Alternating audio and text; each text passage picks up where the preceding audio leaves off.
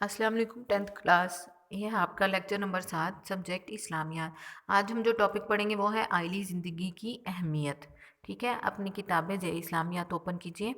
आउज़ुबिल्लाहि मिनश्शैतानिर्रजीम, बिस्मिल्लाहिर्रहमानिर्रहीम। मैं पनाह मांगती हूँ अल्लाह की शैतान के शर से। शुरू अल्लाह के नाम से जो बड़ा मेहरबान नहायत रहम करने वाला है। शुरू करने से अल्लाह की बरकत शामिल हो जाती है। आइली ज़िंदगी की अहमियत। आइली ज़िंदगी से क्या मुराद है? आइली ज़िंदगी का लग़वी मफ़हूम। आइल अरबी लफ्ज़ इयालत से बना है, जिसका मानी साहब औलाद होना या उनकी कफ़ालत करना है। औलाद वाले होना या औलाद को पालने वाले। इस्लाही मफ़हूम उर्दू में इसके लिए ख़ानदान, घराना या कुंबा के अल्फाज इस्तेमाल होते हैं। इसलिए आइली ज़िंदगी से मुराद इंसान की घरेलू या ख़ानदानी ज़िंदगी है, जो हमारी घरेलू लाइफ चल रही है। ठीक है। आइली ज़िंदगी की अहमियत। इंसानी ज़िंदगी में इसके ख़ानदान को बहुत ज़्यादा अहमियत हासिल है। पैदाइश से लेकर मौत तक इंसान अपनी सारी ज़िंदगी अपने ख़ानदान के हमरा गुजारता है। एक ख़ानदान के अफराद अपने अमूली रिश्तों की वजह से एक दूसरे के साथ मुंसलिक होते हैं। मियाँ बीवी, माँ बाप, बेटा और बेटी जैसे पाकीज़ा रिश्ते एक ख़ानदान के लिए बुनियाद फराहम करते हैं। फिर दादा दादी, नाना नानी, चचा मामू और हाला वगैरह जैसे तमाम रिश्ते मुख्तलिफ ख़ानदानों के अफराद को आपस में मरबूत करते हैं, जोड़े रखते हैं, जिससे आगे चलकर कबीला और फिर हमारा मुआशरा तश्कील पाता है। इसीलिए कहते हैं कि इंसानी तमद्दुन की इब्तिदा ख़ानदानी निज़ाम से होती हुई थी, और इसकी बका का इन्हिसार भी इसी ख़ानदानी निज़ाम पर है कि हमारे मुआशरा जो है वो छोटे छोटे ख़ानदान को मिलाकर बना है। गोया ख़ानदान मुआशरे की बुनियादी इकाई है। इसलिए ख़ानदान और मुआशरा आपस में लाजिम व मलज़ूम है। ठीक है।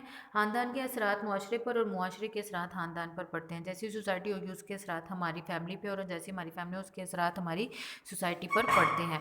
अगर मुआशरा इस्लामी तर्ज ज़िंदगी पर गामजन होगा और इसमें खुशहाली होगी तो ख़ानदान पर भी इसके अच्छे असरात मुरतब होंगे।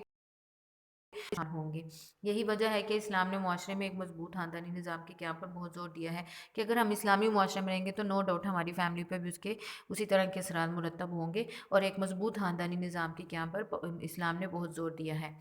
सवाल नंबर 2, ख़ानदानी निज़ाम की अहमियत पर नोट लिखें। ख़ानदानी निज़ाम ज़िंदगी से मुराद एक मर्द और औरत का निकाह के ज़रिए ख़ानदान की बुनियाद रखना है, और ये ख़ानदान ही मुआशरे की इकाई है। ख़ानदानी निज़ाम ज़िंदगी की अहमियत दर्ज झैल निकात से वाज़ेह हो जाती है। बक़ाए नस्ल इंसानी। ख़ानदानी ज़िंदगी का अवली मकसद इंसानी नस्ल का तहफ़्फ़ुज़ और बक़ा है। इरशाद बारी ताला है, तर्जुमा है, लोगों अपने रब से डरो जिसने तुमको एक जान से पैदा किया और इससे उसका जोड़ा पैदा किया, फिर इन दोनों की नस्ल से मर्दों और औरतों की एक बड़ी तादाद फैला दी। ये हज़रत आदम और हज़रत हव्वा के बारे में भी ज़िक्र हुआ है। हुवल्लज़ी खलक़कुम मिन नफ्सिन वाहिदातिन व जअल मिनहा ज़ौजहा लियस्कुना इलैहा। सूरह अराफ 189। तर्जुमा, और अल्लाह जिसने तुम्हें एक जान से पैदा किया और उससे तुम्हारा जोड़ा बनाया ताकि वो इससे सुकून हासिल करे।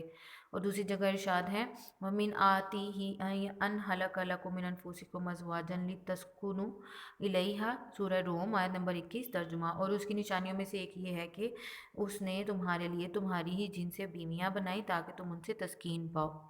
रसूल अकरम सल्लल्लाहु अलैहि वसल्लम ने फरमाया, मैं अपनी उम्मत की कसरत की वजह से दूसरी उम्मतों पर फ़ख्र करूँगा कि मेरी उम्मत ज़्यादा होगी। सुकून और इत्मीनान। इन निकाह से एक बामकसद और आरामदेह ज़िंदगी का आगाज़ होता है और तुम्हारे दरमियान मोहब्बत और रहमत का रिश्ता इस्तवार किया। ख़ानदानी निज़ाम से इंसान का अहलाक पकीज़ा रहता है।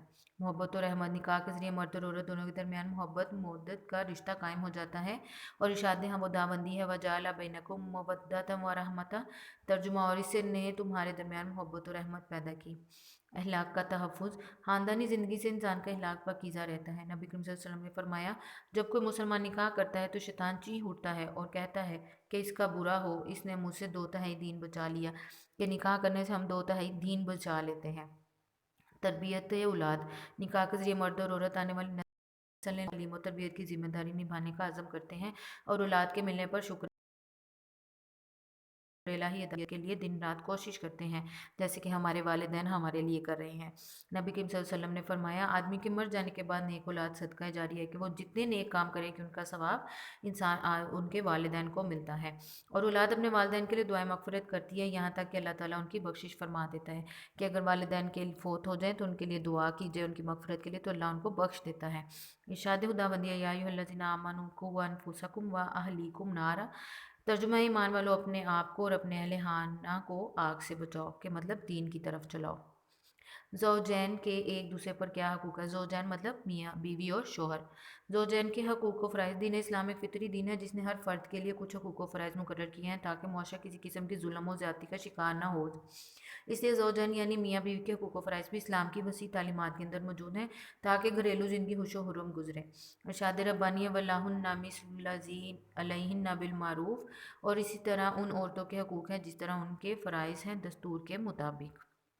شوہر کے حقوق یا بیوی کے فرائض، کہ بیوی کا کیا حق ہے، فرض ہے کہ وہ شوہر کے حقوق کو کس طرح پورا کرے۔ گھریلو زندگی خوشگوار رکھنے کے لیے اسلام نے بیوی کے ذمہ کچھ فرائض عائد کیے ہیں۔ بیوی کے یہ فرائض ہی شوہر کے حقوق ہیں، جن میں سے چند ایک درج ذیل ہیں: اطاعت اور فرمانبرداری۔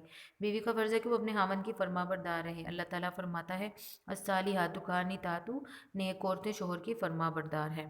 فرمانبرداری مطلب اپنے شوہر کی بات ماننا، ٹھیک ہے۔ تحفظ عصمت، بیوی کا فرض ہے کہ وہ اپنی عصمت کی حفاظت کرے۔ نیک عورتوں کے بارے میں اللہ تعالیٰ نے فرمایا حافظات للغیب بما حفظ اللہ، شوہر کی عدم موجودگی میں اس کے گھر کی حفاظت کرتی ہیں یا محافظ ہوتی ہے۔ نبی کریم صلی اللہ علیہ وسلم فرمایا جب کسی عورت کا خاوند باہر چلا جائے تو وہ اس کی غیر موجودگی میں اپنی عزت و آبرو کی حفاظت کرے، اور شوہر کے مال کی نگرانی میں شوہر کی خیرخواہی ہو کہ اس کے گھر، اس کی اولاد اور اس کے مال اور اپنی ذات کی بھی حفاظت کرے۔ اظہار تشکر، شکر گزاری بھی، شکوہ شکایت نہ کرے۔ آپ صلی اللہ علیہ وسلم نے معراج کی رات مردوں کی نسبت عورتوں کو زیادہ جہنم میں عذاب الہی میں مبتلا دیکھا۔ وجہ پوچھنے پر آپ صلی اللہ علیہ وسلم نے بتایا تم لعنت زیادہ کرتی تھی اور اپنے شوہر کی ناشکری کرتی تھی، کہ جو اپنے شوہر کی ناشکری کرتی ہیں، جو اللہ نے دیا اس پر شکر ادا نہیں کرتی اور شوہروں کے ساتھ لڑتی رہتی ہیں، وہ زیادہ جہنم میں ہے۔ خاوند کی خوشنودی، خاوند کی خوشنودی حاصل کرنا بھی ضروری ہے تاکہ دونوں ہنسی خوشی زندگی گزار سکیں۔ روز روز کا لڑائی جھگڑا گھر کے سکون کو تباہ اور اولاد کو پریشان کر دیتا ہے۔ نبی کریم صلی اللہ علیہ وسلم نے ارشاد فرمایا بہترین عورت وہ ہے جو شوہر اسے دیکھے تو اسے مسرت ہو، اسے حکم دے تو اطاعت کرے، اور اس کے عدم موجودگی میں اس کے مال کی اور اپنی حفاظت کرے۔ کہ بہترین عورت وہ ہے کہ وہ اتنی اچھی ہو کہ شوہر جب اس کو دیکھے تو اس کو خوشی ہو، وہ بیوی شوہر کی اطاعت کرتی ہو اور شوہر گھر نہ ہو تو اس کے مال، اولاد اور اس کے گھر کی حفاظت کرے۔ بیوی کے حقوق یا یہ شوہر کے فرائض۔ اب بیوی کے کیا حقوق ہیں؟ اسلامی تعلیمات کے مطابق شوہر کے ذمہ بیوی کی کئی حقوق ہیں جن کی ادائیگی شوہر پر لازم ہے۔ ان میں سے چند ایک درج ذیل ہیں۔ حسن سلوک، اسلام نے خاوند کو تعلیم دی ہے کہ بیوی کے ساتھ حسن سلوک سے پیش آئے تاکہ گھر جنت کا نمونہ بن جائے۔ ارشاد باری تعالیٰ ہے وَعَاشِرُوهُنَّ بِالْمَعْرُوفِ، اور اپنی بیویوں کے ساتھ حسن سلوک سے زندگی بسر کرو، کہ شوہر کو چاہیے اپنی بیویوں کے ساتھ اس طرح کا سلوک رکھے کہ وہ خوشی خوشی اس کے گھر کو سنبھالے۔ حضور اکرم صلی اللہ علیہ وسلم نے فرمایا خیرکم خیرکم لأہلہ وانا خیرکم لأہلی، ترجمہ تم میں سے بہتر وہ ہے جو اپنے گھر والوں کے ساتھ کے لیے بہتر ہے اور میں اپنے گھر والوں کے لیے تم میں سے بہتر ہوں۔ کہ مرد وہ بہتر ہے جو اپنے گھر والوں کے لیے اچھا ہو، جس کی پیٹھ پیچھے بھی اس کے گھر والے اس کی تعریف کریں۔ اسی طرح خطبہ حجۃ الوداع میں آپ صلی اللہ علیہ وسلم نے ارشاد فرمایا لوگوں عورتوں کے حقوق کے بارے میں اللہ تعالیٰ سے ڈرتے رہو اور ان کے ساتھ حسن سلوک فرماؤ، کہ اللہ سے ڈرا کرو، عورتوں کے حقوق پورے کیا کرو۔ حق مہر، نکاح کے بعد مرد کے ذمہ حق مہر رکھا جاتا ہے جس کی ادائیگی مرد پر لازم ہوتا ہے۔ ترجمہ، اور عورتوں کو ان کے حق مہر خوش دلی سے بیوی کو اپنے حق مہر میں ملنے والی رقم یا جائیداد کو استعمال کرنے کا پورا آزادانہ حق ہوتا ہے، کہ جو اس کو رقم ملتی ہے وہ اس کو جیسے چاہے خرچ کر سکتی ہے۔ نان و نفقہ، نان و نفقہ سے مراد مرد کے ذمہ عورت کی خوراک، لباس اور رہائش کی مناسب بندوبست کرنا ہے۔ اس بارے میں اسلام نے کوئی حد مقرر نہیں کی بلکہ ہر مرد کی مالی حیثیت کے مطابق ہوتا ہے، کہ مرد کا فرض ہے کہ وہ بیوی کی خوراک، لباس اور ہر قسم کی ضروریات کو پورا کرے۔ عدل و مساوات، اگر شوہر کی ایک سے زائد بیویاں ہوں تو ان کے درمیان عدل و مساوات سے کام لے، اور اگر ایسا کرنا اس کے لیے ناممکن ہو تو پھر ایک ہی بیوی پر اکتفا کرے۔ ارشاد باری تعالیٰ ہے اگر عدل نہ کر سکو تو پھر ایک ہی بیوی کافی ہے، کہ اگر ایک سے زائد بیویاں تو ان میں انصاف سے چلو، کسی کے ساتھ ناانصافی نہ کرو، اور اگر نہیں کر سکتے تو پھر ایک ہی بیوی رکھو۔ رازداری، شوہر اپنی بیوی کے رازوں میں امین ہوتا ہے اور بیوی اپنے شوہر کے رازوں کی امین ہوتی ہے۔ اسلام نے میاں بیوی کے راز اشکار کرنے والے کو 100 گناہ گار قرار دیا، کہ کوئی بیوی یا شوہر ایک دوسرے کے راز اگر کھولے گا تو وہ 100 گناہ گار ہے۔